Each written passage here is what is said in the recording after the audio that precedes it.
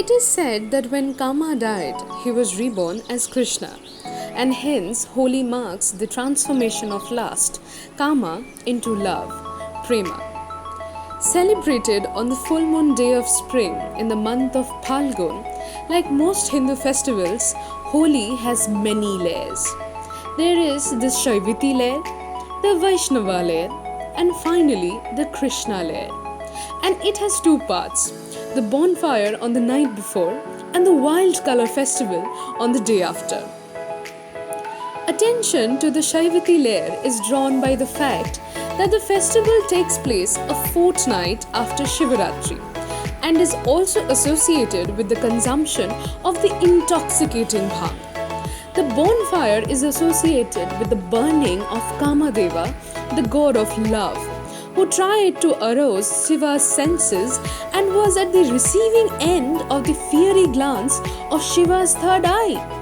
The next day, however, on the appeal of Kama's wife Rati, Kama was allowed to be reborn, but without a body, hence renamed Ananga.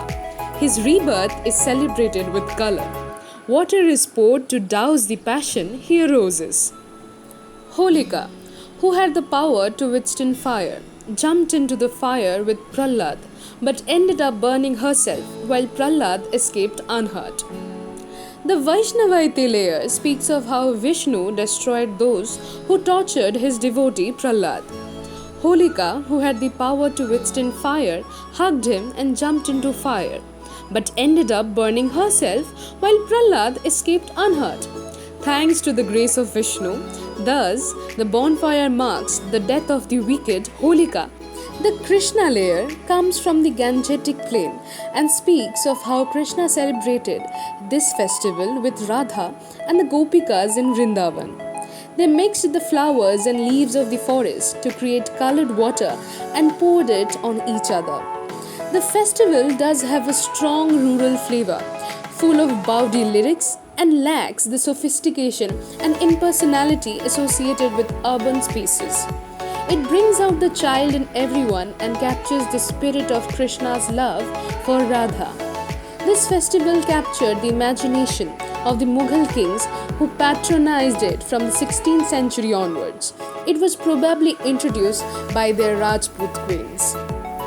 Before long, Holi became part of the royal households of North India across Rajasthan and the hill states, while temples of Krishna celebrated it in Gangetic plains in Bihar, Assam, Bengal and Orissa. In the Jagannath temple, it became the Dol Purnima when Krishna and Radha sit on swings and enjoy the spring. It is said that when Kama died, he was reborn as Krishna, and hence Holi marks the transformation of lust into love. These practices did not make it to the temple towns of South India, especially Tamil Nadu, where divinity was revered and adored, but never quite seen in intimate terms. Shiva was Dakshinamurti, the august teacher of the Vedas and the Tantras. His antics as Bholenath, the guileless one, were more popular in north than south. So, the bonfire on the full moon night, wherever it is celebrated, came to be known as Kama Dahana or burning of Kama. Vishnu in the south is the regal Rama and reclining Narayana. As Krishna, he is more popular as a child as in temples of Guruvayur and Udupi. He, Krishna, is approached more through parental love, Vatsalya Bhakti, and the anguish of separation, Viraha Bhakti, than the intimacy of romance, Madhurya Bhakti.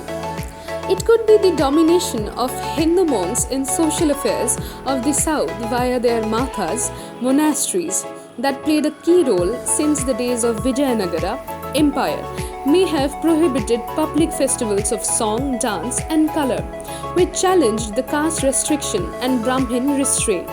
This could explain why, despite Krishna's popularity, this festival did not become very popular in the south. Places with close links to Konkan and Maharashtra did celebrate Holi and Ranga Panchami, festival of colours though.